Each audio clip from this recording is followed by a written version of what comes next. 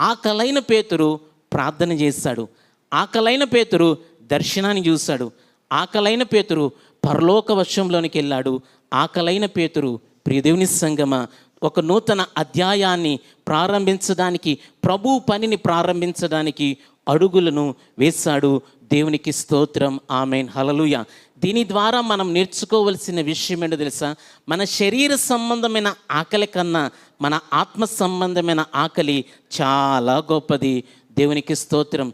ఏంటి మన ఆత్మ సంబంధమైన ఆకలి అనంటే, నీ ద్వారా ఒక ఆత్మ రక్షింపబడ్డం, నువ్వు దేవుని ఆత్మవిషయంలోనికి వెళ్ళడం, నువ్వు పరలోక సంబంధిగా మారడం, నీవు దేవుని దర్శనాలను చూడడం, నీ ద్వారా దేవుని సంఘములో ఒక ఆత్మ సంబంధమైనటువంటి నడవడికిని రాపట్టడమే ఆత్మ సంబంధమైన ఆకలి. దేవునికి స్తోత్రం, ఆమేన్, హల్లెలూయా.